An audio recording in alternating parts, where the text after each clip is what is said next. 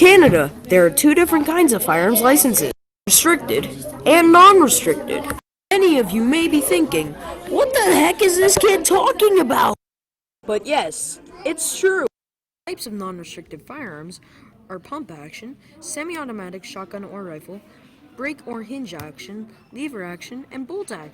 Types of restricted firearms are a handgun to an AR, otherwise known as an assault rifle.